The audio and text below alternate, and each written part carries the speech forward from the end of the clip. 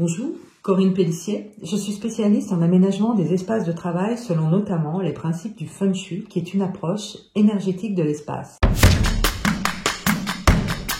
J'aimerais faire un point sur l'espace de travail à la maison, qui est pour beaucoup d'entre vous une nouveauté. L'espace de travail, je vous aurais dit autre chose dans un autre contexte, est actuellement une représentation forte de votre appartenance à la société, de votre appartenance à l'entreprise, de votre appartenance à un groupe.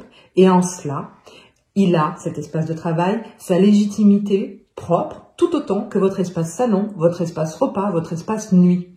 Il a sa légitimité dans l'espace qu'il va occuper.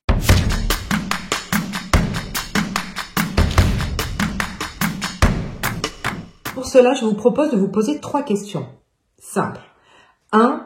Est-ce que la lumière naturelle pour travailler est incontournable pour vous? 2. Travaillez-vous mieux quand vous avez du mouvement ou du calme autour de vous? Et enfin, par rapport à l'équipement dont vous avez besoin pour travailler, quelle est la surface optimale? Si vous répondez à ces 3 questions, naturellement, il va y avoir un emplacement au sein du lieu de vie qui va se définir.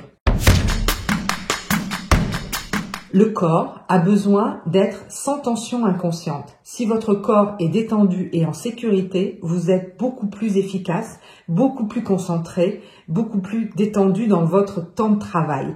Alors, un espace protégé, c'est quoi? C'est d'évaluer les flux à l'arrière déjà. Est-ce qu'il y a des gens qui passent? Est-ce qu'il y a une fenêtre? Est-ce qu'il y a un couloir?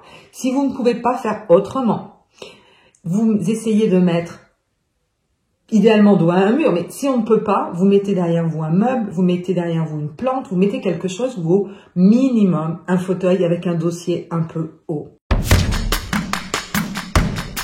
En énergétique, c'est très important parce que la perspective, au-delà de votre écran, va vous permettre de représenter le futur, l'avènement des projets et va vous permettre une déconnexion et une reconnexion rapide, indispensable à la productivité. Idéalement, on se dit, je me mets face à une fenêtre. Encore faut-il aimer ce qu'on voit, ce qui n'est pas toujours le cas. Donc, si vous n'êtes pas face à une fenêtre, choisissez-vous une image, un paysage avec plusieurs plans que vous aimez bien. Et cette image, mettez-la face à votre espace de travail, mais essayez de la changer régulièrement.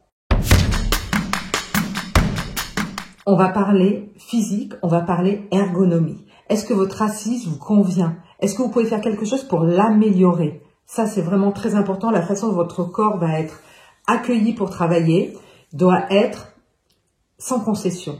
Ensuite, au niveau du revêtement sur lequel vous travaillez, est-ce que c'est du bois, du métal, est-ce que c'est du verre? Certains détestent travailler sur le verre. Ne faites pas de concession non plus là-dessus. C'est très important. Et je vais vous proposer d'être dans le sensoriel, c'est-à-dire de poser vos mains sur l'espace sur lequel vous allez travailler et de voir qu'est-ce que physiquement vous ressentez, mais également qu'est-ce que émotionnellement vous ressentez. Est-ce que c'est plutôt de la fatigue? Est-ce que c'est plutôt de la stimulation?